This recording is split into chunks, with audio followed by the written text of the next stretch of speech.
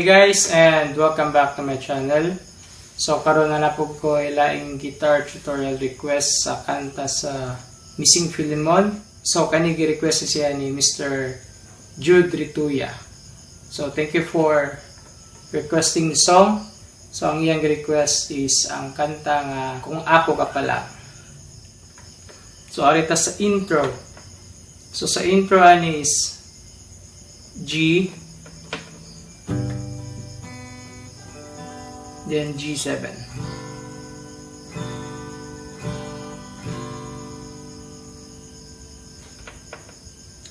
Pwede ninyo diri kuhaon sa ipit nga G, pero kanirang lower strings. Okay. Then G7 dayon.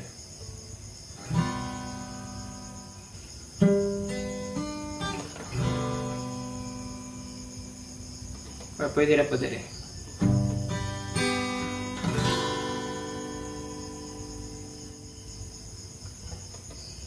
Then sa verse, first chord is C. Then so then is C/B.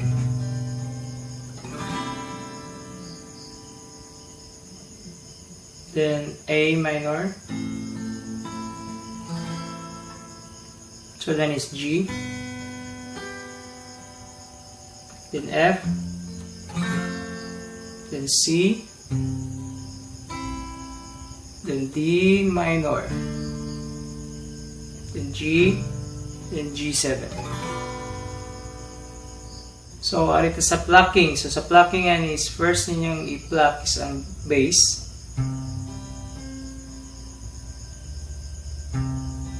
Pwede na sa kung saan plucking. Sa first niyo i-pluck isang bass.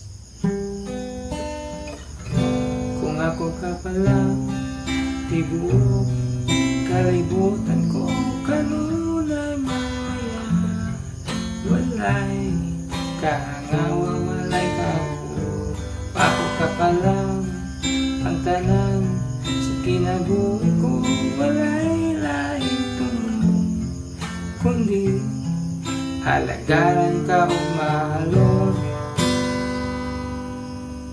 Then, so the niya is ang refrain. So, sa refrain, first na chord is F. Sunod E. Then, A minor. Then, F minor. Then, C. D minor, balik na po C, and D minor, C, D minor, then G, then C, then G7. Then ang strumming niya sa first part is down, down, down, down lang. Alagahan ka sa adlaw nga tanan bisan manunutilan.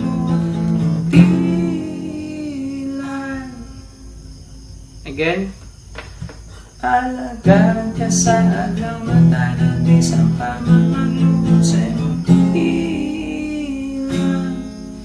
Kay ikaw ang isingit ng bungan ko na sa marang.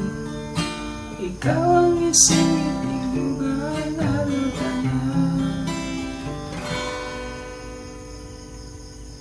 Then, next part niya is ang ad-lib. So, sa ad-lib is same lang ang chord sa verse. Kaya ikaw ang isingit ng bungan ko na sa marang. Ikaw ang isingit ng bungan ka na.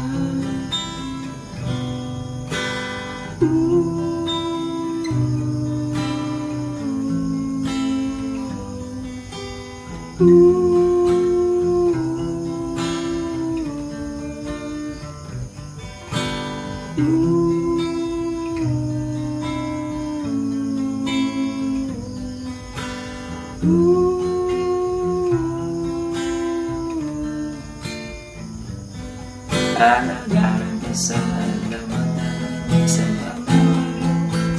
bilang, kay ikaw ang isipinungan, tungan ko masamaran, ikaw ang isipinungan, ano ka na.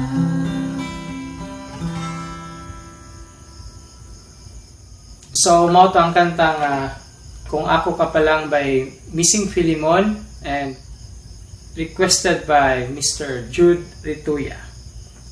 So, thank you for watching and see you next time.